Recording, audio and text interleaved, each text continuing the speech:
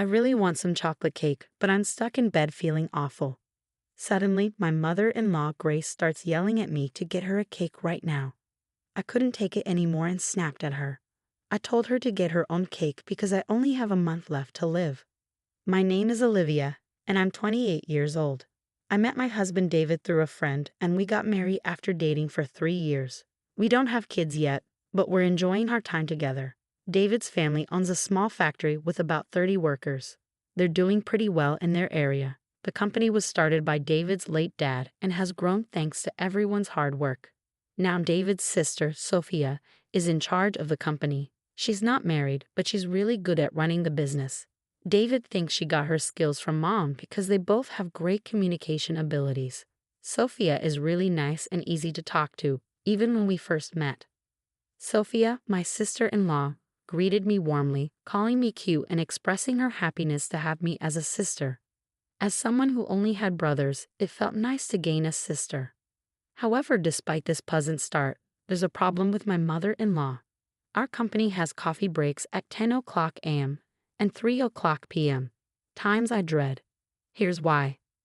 Whenever I'm asked to get mom's coffee, it instantly ruins my mood. Our family home is next to the factory, and after my father-in-law passed away, my mother-in-law chose to retire and stay home. She seems to look forward to these coffee breaks, always saying, "I've been waiting for you, Olivia." I wanted to talk to Sophia once, but she gave me a disappointed look. Naturally, she wasn't in a good mood, and before leaving with a forced smile, she said, "Hey, I have something to say to you. So sit here," and then she complains to me until the break is over. She often comments about why we haven't had kids yet, saying it's not something we can control. If I stay quiet, she gets even more irritated.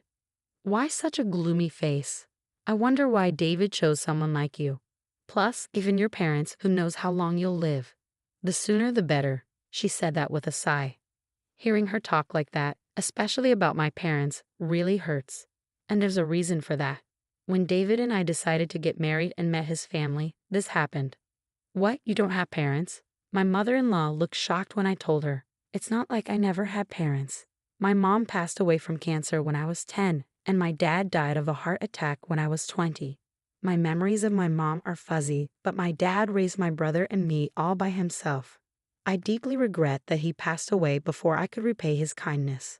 When people hear about my situation, they usually look at me with pity and say, 'You must have had a hard time.' But my mother-in-law reacted differently. 'So you might not live long either, huh?' She actually said that while I was stunned by her response. It was so rude and insensitive. My husband David told me that despite my shock, my mother-in-law kept complaining, insisting it was an important issue. Should I rethink this marriage? Just as I was considering that, Sophia, who had been quiet until then, suddenly slammed her hand on the table and said, "What are you talking about?" She said it so quietly that everyone in the room froze. Then my mother-in-law said, "Right, Sophia, you agree with me, don't you?" That's what she said. Sophia's response was icy. "What?"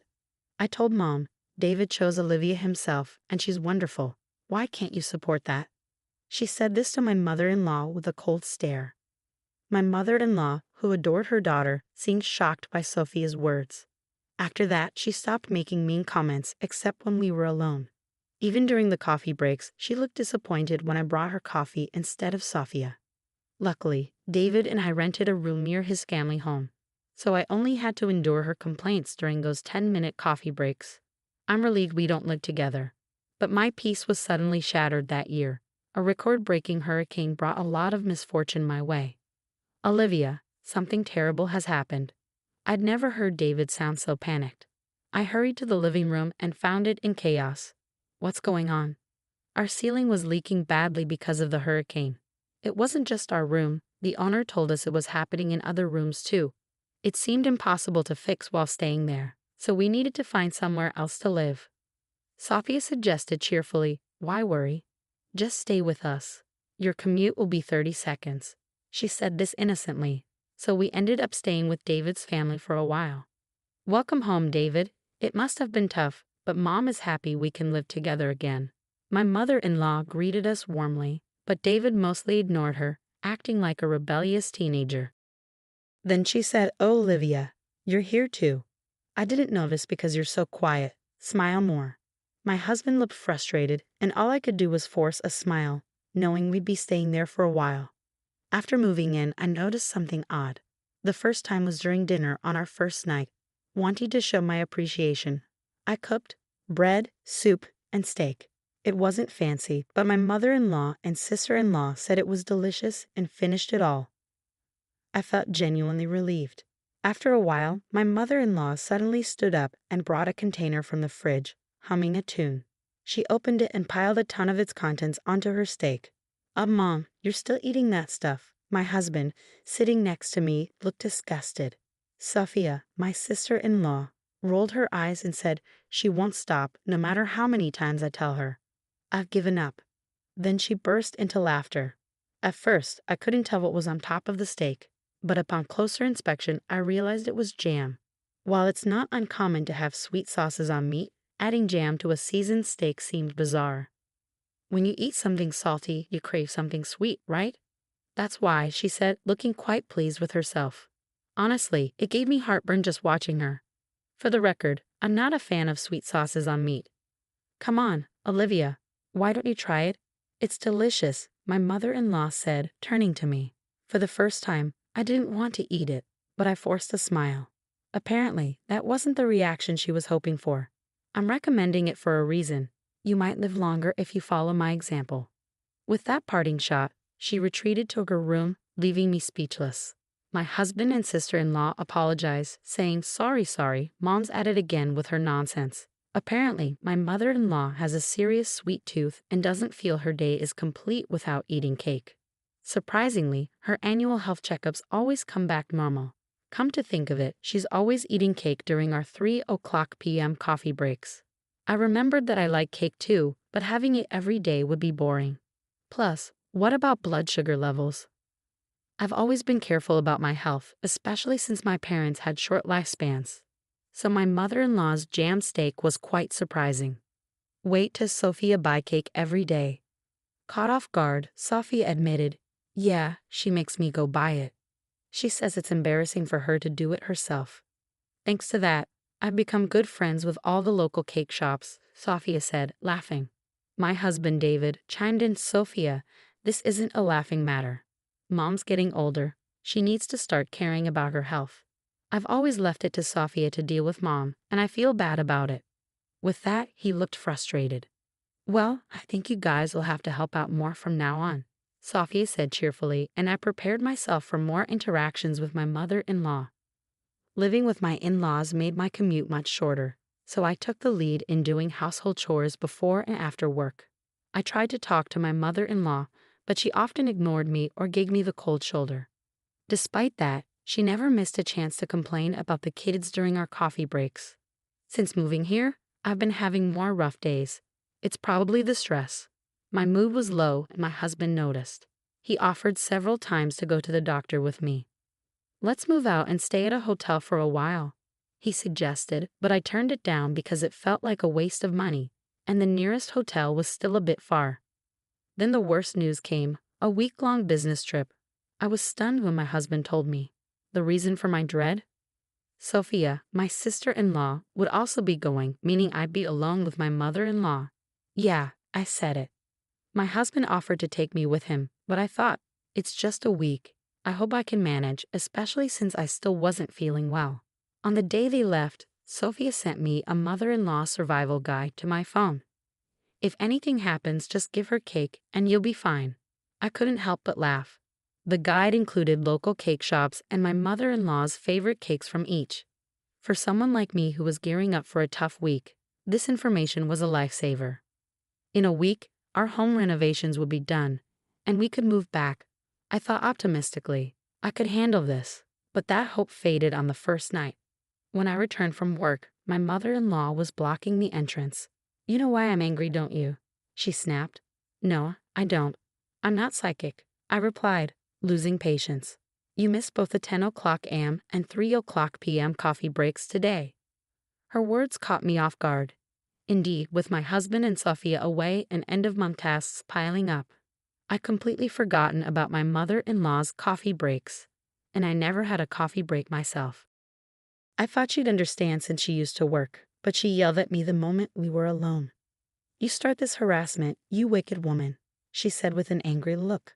I felt a huge disconnect. Why was I being yelled at like this? Did I deserve to be called wicked? Suppressing my anger, I thought, it's just a few more days, and said, "I did buy cake during my lunch break. It's in the office fridge. Sorry I didn't bring it here." Her face instantly changed from angry to smiling. "Let's forget about today. Don't forget tomorrow, okay?" she said cheerfully and went back to her room. From then on, I made sure never to forget the coffee breaks, knowing how much trouble it would cause if I upset my mother-in-law. On the day my husband and Sophia were supposed to return, I felt incredibly stressed. I was hit with nausea, headaches, and a loss of appetite. I took the day off and went to the hospital. "It's pretty serious. Can your family come right away?" I couldn't stop crying at the doctor's words. I was told I have cancer and at most 6 months, maybe even just 1 month, to live. I returned home, my face stained with tears, my body trembling, and collapsed onto the bed. The door burst open. "What are you doing, skipping work? Sophie and David are working hard, and you're slacking off?" Her yelling worsened my headache. I didn't have the energy to respond, so I just said, "I'm not feeling well," and closed my eyes. Mother-in-law didn't seem to care. She didn't want to leave the room and kept complaining to me. She said things like, "That's why you can't have kids, and who knows if you'll live long." I just stayed silent, pretending to be asleep. Then suddenly, she asked about today's coffee break. Is she really this insensitive? I thought, opening my eyes to see her standing over me. "Grace, I'm sorry. I'm not feeling well enough to go shopping today. Could you please?" She cut me off. "I don't care. I want chocolate cake now." "Go buy it. You're probably faking it." She screamed at me louder than ever. My frustration exploded at the woman in front of me, who was acting selfishly like a child. "Shut up. Listen to me. I have 1 month to live. Go buy your own damn cake, you idiot." My words seemed to shock my mother-in-law, who stared at me wide-eyed. Then, from behind her, "Mom, what are you doing? And Olivia, what do you mean by 1 more month?" My husband, looking pale, and my sister-in-law, equally concerned, were standing there. "Oh, weren't you supposed to come back tomorrow?" Ignoring the visibly shaken mother-in-law, my husband came to my side. I felt so relieved by his action that I burst into tears. "I can't take it anymore. The doctor says it might be cancer, and I'm not feeling well, but you keep nagging me to go buy cake. Enough is enough. Stop bothering me about the kids too. Just leave me alone, you idiot." I let out all my resentment towards my mother-in-law while crying. My husband and sister-in-law looked at her with cold eyes. "Sending a sick person to buy cake. Are you stupid?" Sophia, who's usually all smiles, had a face I'd never seen before, a terrifying one. "You've been making snide remarks about the kids. Look, I didn't say anything because it's a private matter, but the reason we can't have kids is me." My husband raised his voice as he said this. In reality, about a year after we got married, we consulted a doctor because we were having trouble conceiving. The test showed that I was fine, but my husband's numbers were low. He felt really down about it and kept apologizing to me with a sad face. I didn't want to make him feel that way, so I avoided talking about kids as much as possible. I did want children, but I thought life with just my husband was enough. I never considered leaving him because we couldn't have kids. I didn't tell my mother-in-law because I knew she'd start nagging. She listened to my husband's words with a face like her soul had been sucked out. Just then, my cell phone rang. The caller ID showed it was the hospital. "Hello, yes, right now. My husband just got home." "Okay, understood." The doctor who had called earlier sounded urgent, asking us to come right away. Am I really that sick? I started to cry from the anxiety. "It's okay, Olivia. Can you stand? I'm with you." My husband, who also looked like he was about to cry, and I rushed to the hospital. As we were leaving, I caught a glimpse of my mother-in-law getting a stern lecture from Sophia. When we arrived at the hospital, we were immediately ushered into a room where the doctor and even the hospital director were waiting to offer us a deep apology. It was a misdiagnosis.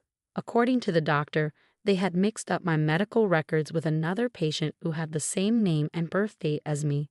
I couldn't believe such a thing could happen, but the doctor did look extremely worn out. This incident was later covered in a local news segment, and the hospital vowed to review its working conditions. We were then referred to another hospital.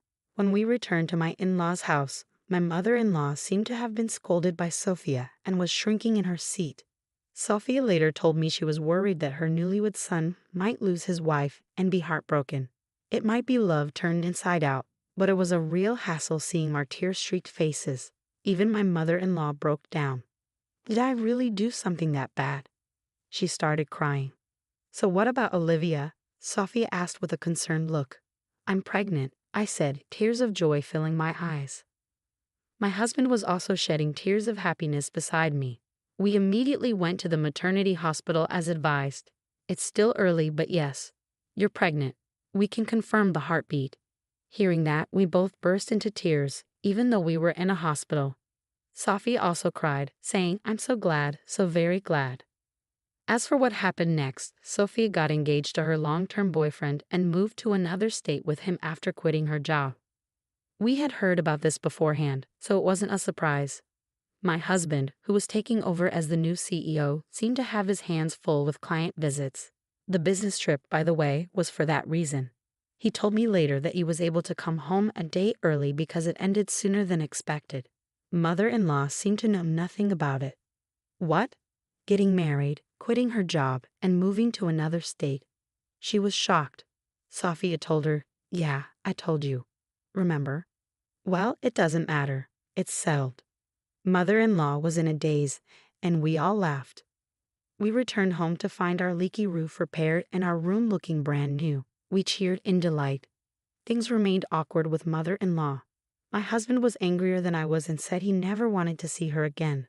But mother-in-law started showing up occasionally during our coffee breaks, holding not cake but small snacks like biscuits. She had stopped the daily cakes and jammed steaks, apparently trying to be more health-conscious now that she knew a grandchild was on the way.